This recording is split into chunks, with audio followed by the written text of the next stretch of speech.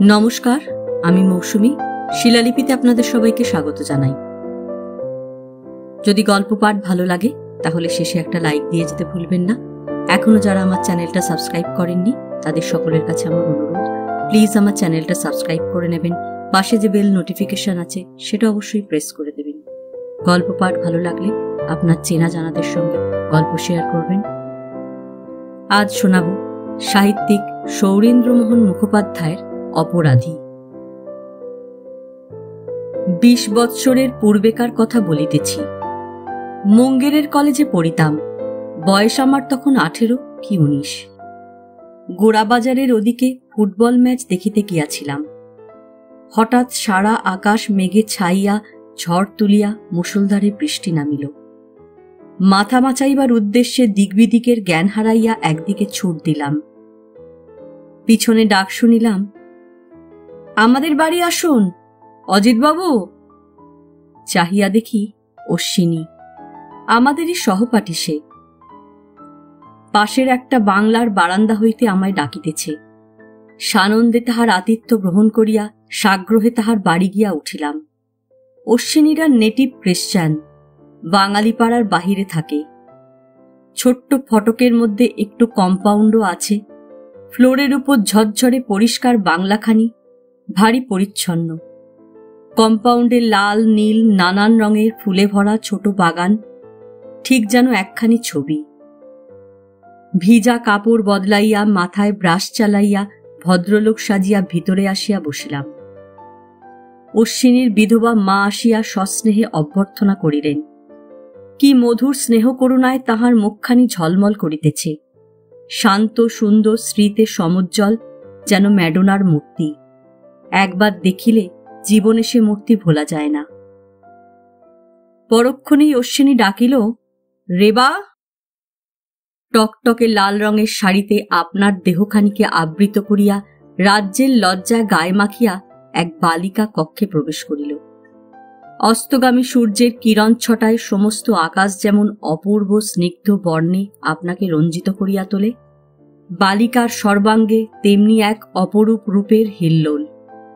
তাহার সে অপরূপ রূপের জ্যোৎস্নায় প্রলয় অন্ধকারে আচ্ছন্ন সেই ঘরখানি মুহূর্তে অমনি চকিত উদ্ভাসিত হইয়া উঠিল। কুঞ্চিত কৃষ্ণ কেশে দোদুল্য বেণী, মাথার উপর টকটকে লাল ফিতার বেড় বাঁধা, সে এক অপূর্ব শোভা। আমি তাহার পানে চাহিয়া চকিতে চোখ নামাইলাম। অশ্বিনী বলিল, উনি অজিতবাবু, কলেজ টিমে খেলেন। সেদিন গোরাদের সঙ্গে কলেজের যে ম্যাচ দেখেছ, তাতে গোরারা যে গোল খেয়ে হেরে গেল, সেই গোলটি ইনিই দিয়েছিলেন। একে চা খাওয়াও দেখি, এর অভ্যর্থনার ভার তোমার ওপর। সলজ্জ মধুর ভঙ্গিতে ঘাড় নাড়িয়া রেবা বাহির হইয়া গেল। যাইবার সময় তাহার চোখ আর ঠোঁটের কোণে যে আনন্দের দীপ্তি ফুটিয়া উঠিয়াছিল, সেটুকু আমার লক্ষ্য এড়ায় নাই। আমার মনে হইল যেন হাসির একটা জীবন্ত বিদ্যুৎ শিখা আমার সম্মুখ হইতে সরিয়া গেল। এই জ্যোৎস্নাময়ী বালিকার হাতের তৈয়ারি চায়ে সেদিন অমৃতের স্বাদ পাইলাম। অনেক রাত্রে বৃষ্টি থামিলে বাড়ি ফিরিলাম। সে রাত্রে ঘুমটায় বড় ব্যাঘাত হইল। কেবলই রেবার সেই সুন্দর মুখ আমার প্রথম যৌবনের সমস্ত বাসনা কামনার প্রদীপটিতে শিখার মতো জলজল করিতে লাগিল। রেবা খ্রিশ্চান, খ্রিশ্চান, খ্রিশ্চান, এই কথাটা বারবার মনের মধ্যে জাগিয়া উঠিয়া তীক্ষ্ণ ছুরির মতোই আমার সমস্ত আশা, সমস্ত কল্পনাকে ক্ষতবিক্ষত রক্তাক্ত করিয়া তুলিল। ইহার পর হইতে অশ্বিনীর সহিত ঘনিষ্ঠতা আমার খুবই বাড়িয়া উঠিল। নানা অছিলায় তাহার বাড়ি গিয়া হাজির হইতাম। সন্ধ্যার চায়ের টেবিলে স্পোর্টিংয়ের নানা অবান্তর আলোচনায় ঘড়িতে কখন যে 10টা-11টা বাজিয়া যাইত, সেদিকে কাহারও হুঁশ থাকিত না। আমি শুধু রেবার রূপসুধা আর তাহার হাতের তৈয়ারি চা পান করিয়া আমার সেই প্রথম যৌবনের সুদুর্লভ মুহূর্তগুলিকে এক বিচিত্র রমণীয়তায় পরিপূর্ণ করিয়া বাড়ি ফিরিতাম। প্রাণে তৃপ্তিই কি তেমন পাইতাম? অসহ্য বেদনা বোধ হইত যখন বুঝিতাম এই রেবাকে কোনোদিন আমার পাইবার আশা নেই। সে খ্রিশ্চান। এই রেবা কোথায় কাহার হাতে আপনার ওই অনিন্দ সুন্দর জীবন পুষ্পটি উৎসর্গ করিয়া দিবে, তখন কোথায় থাকিবে সে, আর কোথায় বা আমি? হায় রে, এখনকার এই মুহূর্তগুলার সকল স্মৃতি তখন অতীতের কোনো অতল গহ্বরে তলাইয়া যাইবে। বেশি ভাবিতেও পারিতাম না। স্বার্থের বিষে সমস্ত মনটা বিষাইয়া উঠিত। রাত্রে বাড়ি ফিরিবার সময় কতবার মনে করিতাম, না, রেবাকে আর দেখিব না। নৈরাশ্যের আগুনে এ বাসনার ইন্ধন মিথ্যা আর কেন যোগাই? রেবা পরের, রেবা সুদূরের। কিন্তু পরদিন আবার কলেজের ছুটি হইলেই রেবার সেই তরুণ রূপের মোহ কি প্রবল আকর্ষণে আবার আমায় তাহারই গৃহের দ্বারে টানিয়া আনিত। ওহ, সে কি ভীষণ মুহূর্তগুলি! নিজের সঙ্গে যুদ্ধ করিয়া কেবলই আঘাত পাইতাম, তবুও সে আঘাত পাইবার আগ্রহে আবার সে যুদ্ধে মাতিয়া উঠিতাম। আমি যেন পাগল হইয়াছিলাম। আর পারিলাম না। একদিন ভাবিলাম, রেবাকে সব কথা খুলিয়া বলি, যদি বুঝাইতে পারি কি তীব্র পিপাসা, কি প্রবল অনুরাগ আমার প্রাণে। হোক সে খ্রিস্টান, অন্তরের এই যে প্রবল আকর্ষণ, সে কি মানুষের হাতে গড়া এই ধর্মের কৃত্রিম বেড়াটাকে ভাঙিতে পারিবে না? ভাঙিয়া দুইজনকে এক করিয়া দিবে না? রেবা মানুষ, আমিও মানুষ। তবে একদিন একটা সুযোগ মিলিল। সেদিন অশ্বিনী কোথায় কি কাজে বাহির হইয়া গিয়াছিল, কলেজেও আসে নাই। ব্যাপার কি জানিবার জন্য কলেজের ছুটির পর তাহার বাড়িতে আসিয়া হাজির হইলাম। অশ্বিনীর মা বলিলেন, রেবার বিয়ের কথা হচ্ছে।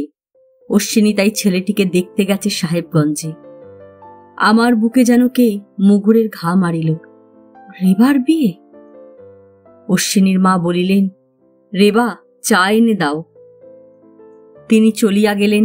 রেবা চা লইয়া আসিল। সন্ধ্যার ম্লান ছায়া তখন ধীরে ধীরে ঘনাইয়া আসিতেছিল। কাছেই এক সাহেবের বাংলা হইতে পিয়ানোর ঝংকারে একটা মাতাল সুর উচ্ছ্বসিত হইয়া উঠিয়া সমস্ত বাতাসটাকেও মাতাইয়া তুলিয়াছিল। আমার প্রাণও সে সুরে মাতাল হইয়া উঠিয়াছিল। তাহার উপর সম্মুখে দাঁড়াইয়া রেবা, তাহার তারুণ্যের অপূর্ব দীপ্তি লইয়া। গোধূলির সেই মৃদু আভায় তাহাকে কি অপূর্বই যে দেখাইতেছিল। পাগলের মতো রেবার হাত ধরিয়া ডাকিলাম, রেবা।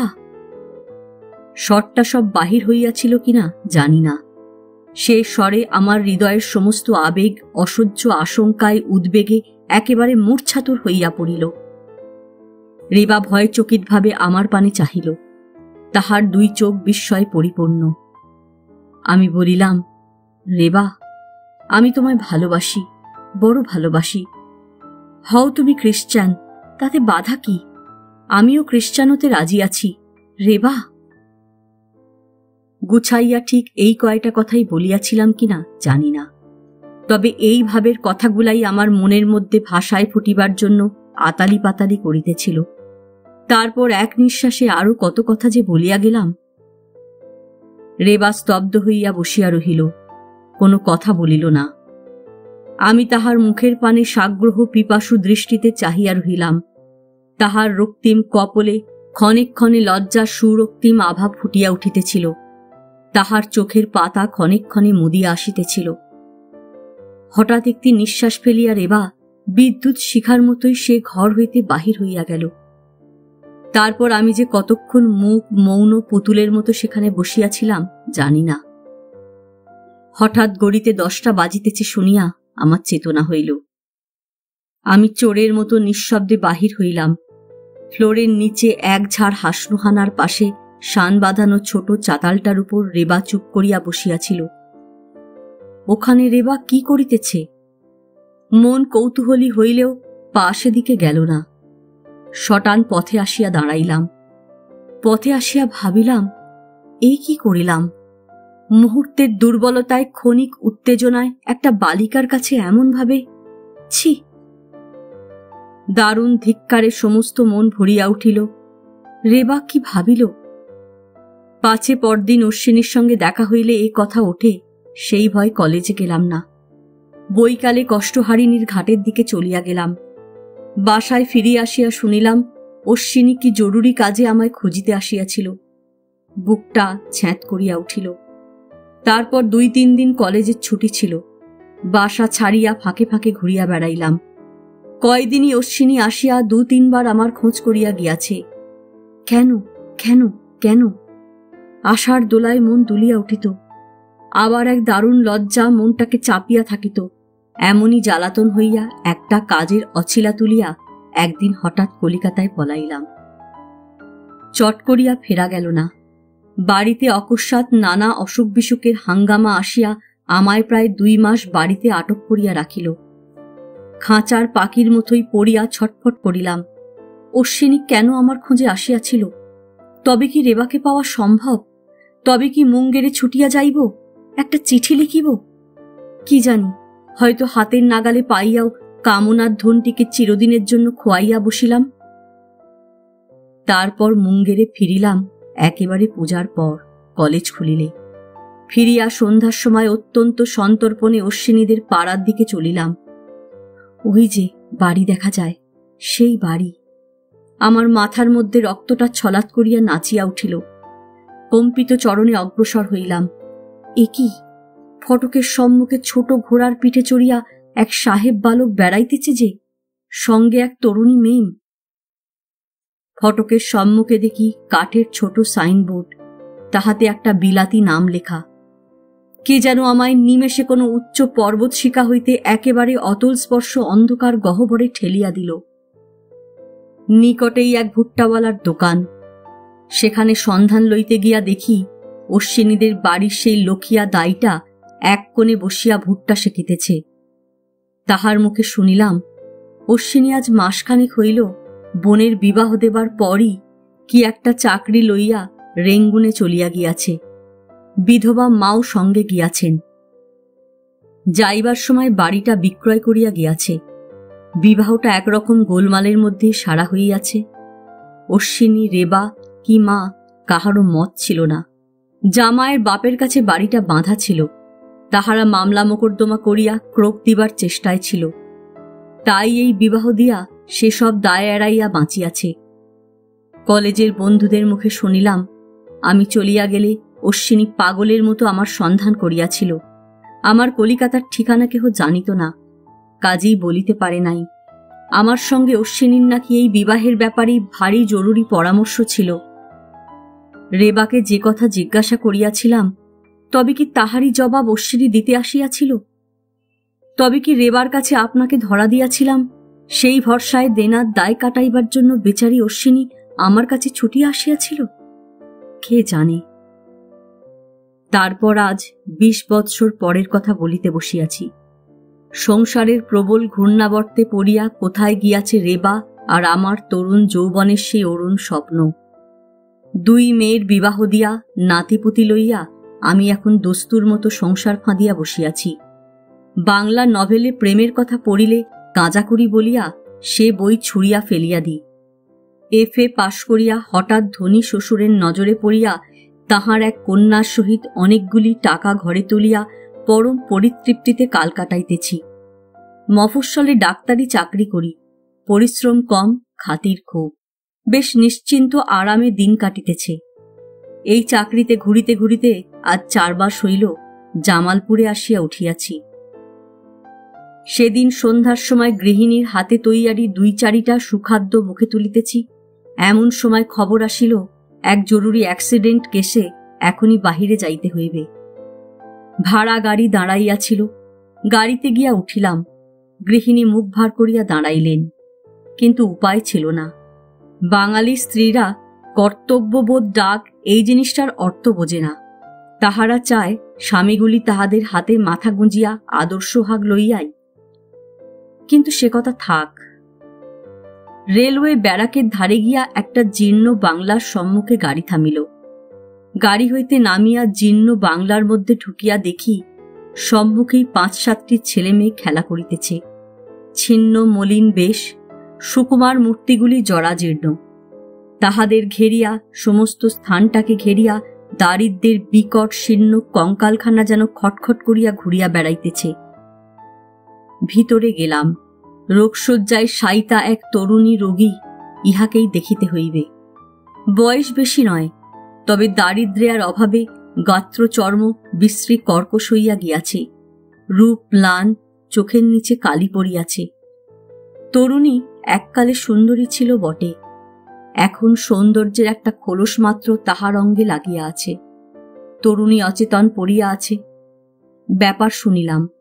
মাতাল লম্পট স্বামী পয়সার জন্য তর্জন করিয়া স্ত্রীর কাছে যখন পয়সা পাই নাই, তখন জুতাশুদ্ধ পা তুলিয়া নিতান্ত পাষণ্ডের মতোই পদাঘাতে বেচারিকে জর্জরিত করিয়া গিয়াছে। খানিকক্ষণ শুশ্রূষার পর রোগীর চেতনা হইল। রোগী চোখ মেলিয়া চাহিল। এ কি? এ যে আমার পরিচিত দৃষ্টি, কোথায় দেখিয়াছি? চমকিয়া উঠিলাম। ঠিক, এ যে রেবা। সবিস্ময়ে ডাকিলাম, রেবা? না, ভুল নয়। তরুণী আমার পানে ফিরিয়া চাহিল। চাহিয়া চাহিয়া মৃদুস্বরে বলিল, অজিতবাবু। তারপর দুইজনেই নির্বাক, কাহারও মুখে কথা নাই। রেবার দুই ডাগর চোখের কোলে মুক্তার মতো 2 বিন্দু জল ফুটিয়া উঠিল। ফোঁটা বড় হইল, তারপর 2 গাল বহিয়া ঝরিয়া পড়িল। আমার বুক ফাটিয়া কতদিনকার একটা বিস্মিত প্রায় রুদ্ধ বেদনা তীব্র নিঃশ্বাসে ফুটিয়া বাহির হইল। আমি 2 হাতে রেবার চোখের জল মুছিয়া বলিলাম, রেবা, তোমার এই দশা? আমার বুকের উপর এক অসহ্য বেদনা পাহাড়ের মতো চাপিয়া বসিয়াছিল। চোখে জল আসিল। রেবা আকাশের পানে একটা হাত উঠাইল, তারপর ধীরে ধীরে বলিল, প্রভুর ইচ্ছা। কোনো কথা বলিলাম না, বলিবার শক্তিও ছিল না। এই রেবা, সেই রেবা। এক অতর্কিত মুহূর্তে ক্ষণিকের উত্তেজনায় যাহাকে বলিয়াছিলাম। জিজ্ঞাসা করিলাম, অশ্বিনী কোথায়? জানি না। এই বিয়ের ব্যাপার নিয়েই দাদার রাগ হয়। এ বিয়েতে কারো মত ছিল না। দাদাও এ বিয়ে বন্ধ করতে চেষ্টা করেছিল, কিন্তু হল না। সবই প্রভুর ইচ্ছা। হাড়ে স্বার্থপর বর্বর কাপুরুষ এই বিবাহ বন্ধ করার চেষ্টাটা করত তোর সেই কথাটাকে কেন্দ্র করিয়া। কে আমার সর্বাঙ্গে তীব্র কষাঘাত করিল। আমি আজ ঐশ্বর্যের প্রাচুর্যের মধ্যে, আর আমার সেই প্রথম যৌবনের কামনাধ্বন রেবা। কেন তাহাকে সেই সন্ধ্যায় আশার উচ্ছ্বাসে মাতাইয়া তুলিয়াছিলাম, তারপর কাপুরুষের মতো পলাইয়া। ছি! রেবাকে বলিলাম, আমার ওখানে তুমি চলো, যাবে রেবা? রেবা বলিল, না। আমার বাড়িতে না হয় না গেলে, আমার বাড়ির কাছে অন্য বাড়িতে থাকবে। আমার দেখবার সুবিধে হবে, ছেলে মেয়েদের জন্যেও। তবু সেই একই উত্তর, না। ঠিক ঠিক জবাব দিয়েছে রেবা। নারী, এই তেজেই দুর্বল অসহায় হইয়াও লক্ষ্মী ছাড়া বিশ্বের নিজেকে তুমি খাড়া রাখিয়াছ। ঔষধের ব্যবস্থা করিয়া উঠিলাম। উঠিয়া বাহিরে আসিলাম। গাড়িতে উঠিব এমন সময় 10-11 বছরের একটি মেয়ে ছুটিয়া আসিয়া আমার হাতে 4টা টাকা গুঁজিয়া দিল। দিয়া বলিল, আপনার ভিজিট। কোনো কথা বলিলাম না, বলিতে পারিলাম না। হাতটাও সরাইতে পারিলাম না। গরম আগুনের মতো বোধ হইলেও টাকা 4টা হাতেই রহিল। গাড়ি চলিল। সন্ধ্যার অন্ধকার তখন বেশ নিবিড় হইয়া উঠিয়াছে। সেই অন্ধকারের মধ্যে স্পষ্ট দেখিলাম রেবার কি দীপ্ত মহিমাময় মূর্তি রাজেন্দ্রাণীর মতো সিংহাসনে সে বসিয়া আছে, আর আমি তাহার সম্মুখ হইতে আমার ধিক্কৃত কুণ্ঠিত মনটাকে লইয়া নত শিরে সরিয়া পড়িবার জন্য পথ খুঁজিয়া মরিতেছি। এ গল্প এখানেই শেষ। গল্প পাঠ ভালো লাগলে লাইক, শেয়ার, কমেন্টস করতে ভুলবেন না। আজকের মতো নমস্কার।